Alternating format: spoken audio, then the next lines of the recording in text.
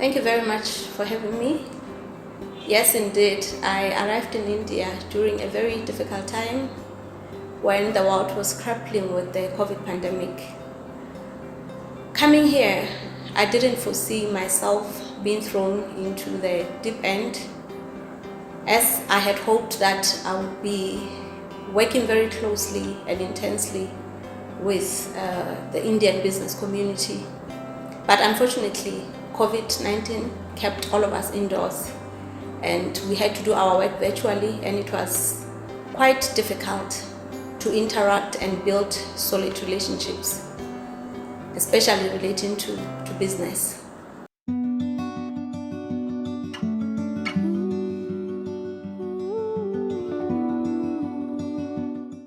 Well, we are expecting to do more business with India. Lesotho is open for business like all other countries. We are still experiencing the aftershocks of COVID pandemic, and we have slowly opened up, but we are fully open. Also, we have a big market in terms of textiles. We have diamonds, clean energy in terms of solar power and hydropower, infrastructure development, tourism, agriculture. Those are the opportunities or investment opportunities that are present for our business, for our Indian brothers and sisters to trade and open businesses in Lesotho.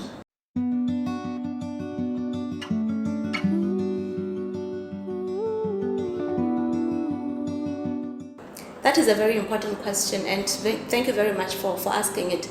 I always say, much as COVID has been so bad and has brought insurmountable pain, but it also gave governments an opportunity to reflect and align its policies and its legal frameworks with the recent economic climate, which means that we have had the opportunity to look at the tax incentives that we offer our investors, not only for India, but investors, any investor who would be willing to do business in Lesotho, and the legal frameworks as well. But also, even the implementation of businesses, the setting up of businesses in Lesotho.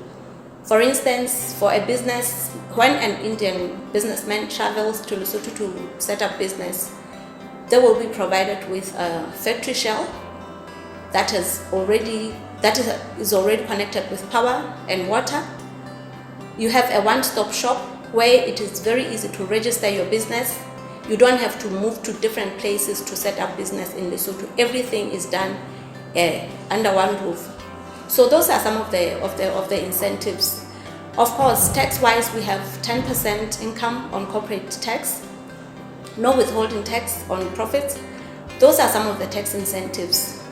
But also, market access. Lesotho has signed an agreement with the United States of America under the umbrella of AGOA, and that provides a huge market for any investor, for Lesotho to trade with the US.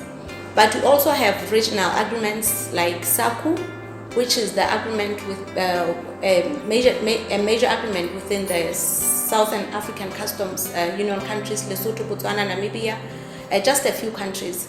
But also you have the SADC, which is a group of 14 countries as well, and that is a market of more than 260 million people.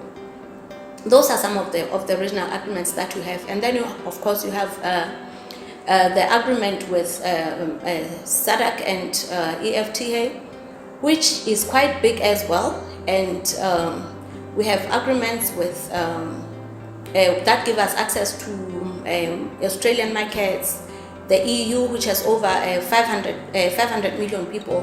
Those are some of the good opportunities for investors, because for any investor to be able to put their investment in any country, they should be able to see how they can get their returns in terms of accessing big markets.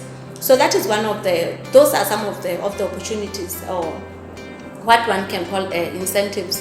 But also we have a young, vibrant labor market. We have young intellectuals, we have who are English literate. Many of them have gone to school, but of course there are high levels of unemployment. Economies are recovering slowly, and Lesotho is no exception. So those are some of the things or incentives that we can say are available for our Indian brothers and sisters, investors who travel to Lesotho. One of the major things that I think I forgot to mention is the tourism component. It's also one of the emerging market which they can be able to access and build on. This, of course, will be done in partnership with our Basotho nationals.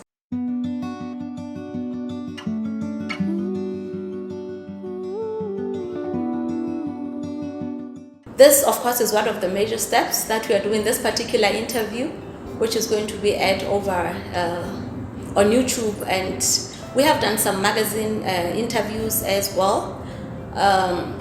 You know, as you're quite aware, India is only opening up now, and as a result, we are slowly getting our feet on the ground, and we are trying to do the work. But I think we have managed to do quite well. We have had a few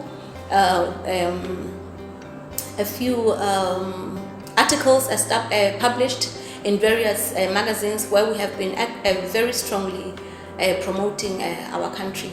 But we are looking forward to having more physical interaction with as many people as possible to sell Lesotho and market Lesotho for the beautiful business or investment country that it is.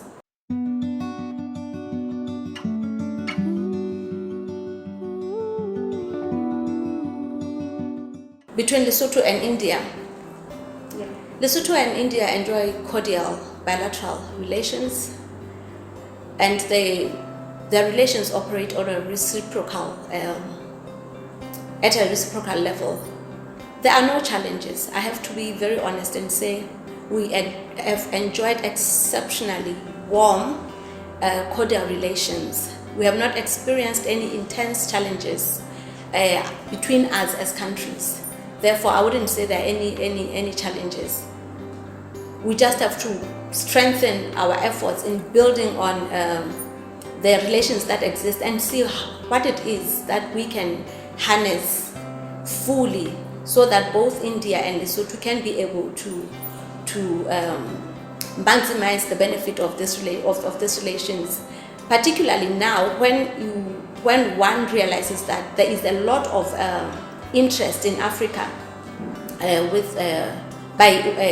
from India. I recently attended a book launching ceremony which was led by the Honorable Minister of External Affairs, and that particular book has gone into great details about how India sees Africa and how it sees it as a strategic partner for development and for business. So that is one of the things that we have to capitalize on, building solid relations as sister countries that we can mutually benefit from without the other feeling like they are not getting their money's worth.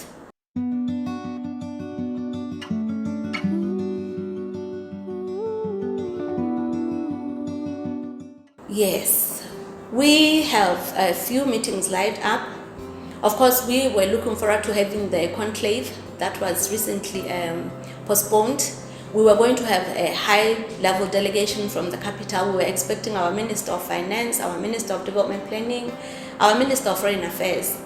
But unfortunately, that event has been postponed. Nonetheless, our Foreign Minister will be here next month in June for an official visit.